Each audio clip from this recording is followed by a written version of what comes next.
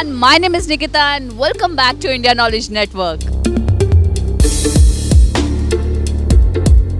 I am standing right front of the UPSC भवन और जैसे कि आप एक शांति महसूस कर सकते हैं, कैंडिडेट्स अंदर जा चुके हैं, एग्ज़ाम देने लग गए हैं और जैसे ही वो बाहर आते हैं हम उनसे जानते हैं कि कैसा रहा इस साल का paper. So the difficulty level of CSAT paper has been increasing.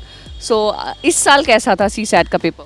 I think इस साल मॉडरेट था पेपर, उतना टफ नहीं आया था. जिन्होंने थोड़ा भी अगर सिलेबस कंप्लीट किया होगा या 2-4 मॉक भी दिए होंगे ना तो वो लोग कवर कर लेंगे.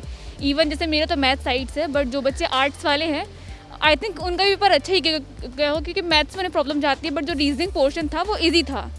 हाँ, तो मेरे अकॉर्डिंग सबसे बन ही गया होगा, क्योंकि वैसे भी 27 क्वेश्चंस लाने पड़ते हैं. तो ओके था पेपर, मॉडरेट था, उतना टफ नहीं था. CSAT थोड़ा सा ऐसा लग रहा है कि थोड़ा सा ड्रास्टिक चेंज आया है अभी पैटर्न में. जो मैंने बाकी के पिछले अटैम्प्ट दिए और जो इस बार दिया, तो something is there difference, major difference we found in the CSAT paper. तो थोड़ा सा चूँकि ये पासिंग है, मेन जो फाइट है वो GS के बेसिस पे होती है, तो UPSC को थोड़ा इसके बारे में सोचना चाहिए कि आप फिगर आउट या कटअप कर रहे हैं, जो आप निकाल रहे हो आप GS के बेसिस पे निकाल रहे हो. तो इसमें आर्ट्स वाले भी लड़के बैठते हैं, जैसे यहाँ पे सिर्फ IIT या कैट के लड़के नहीं बैठते, तो फिर उनके लिए थोड़ा सा सोचना चाहिए. लास्ट ईयर के पेपर से अगर देखा जाए तो इस बार का CSAT का पेपर अच्छा था, because now the people get habitual with it. Because 2019 में I think they have change the pattern, और उसके बाद से क्या हुआ था, they have started like more of the questions are from the English, और इंग्लिश को ही उन्होंने रीजनिंग में कन्वर्ट करके दिया है. तो वो इस बार कुछ ज़्यादा था. आई मीन लाइक वाइज ये था कि अगर किसी ने पीछे थोड़ा सा सेट ऑफ रूल्स उसके प्रैक्टिस करे हुए हैं लास्ट ईयर, तो they can able to get through with it. अच्छा था पेपर. और आपको CSAT में कौन सा डिफ़िकल्ट सेक्शन लगा, most difficult and easiest section कौन सा लगा? ईजिएस्ट सेक्शन अगर कहोगे, थोड़े कॉन्सेप्ट वाइज जो क्वेश्चंस थे, जो रीजनिंग बेस्ड थे, जो आपके आई मीन जो थियोरेटिकल बेस्ड थे, वो वाले जो क्वेश्चंस थे वो इजी ही थे.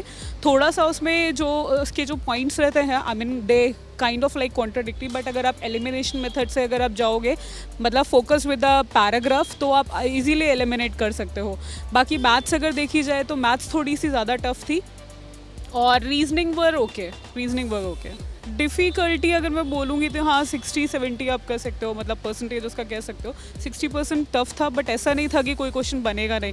बट हाँ, टाइम जैसे कि बोला जाता है कि हाँ, अगर आप जैसे अगर you are going through with the I mean concept वाले जो क्वेश्चंस पे आप लेके जा रहे हो, थियोरेटिकल बेस्ड क्वेश्चंस को अगर आप कर रहे हो, तो टाइम थोड़ा सा कम बचा. जैसे लास्ट में आते आते तो जैसे पीपल विल थॉट लाइक कि out of 80 they might be able to go through with the 90, मतलब आई मीन 70 और 60 वो कर पाएंगे.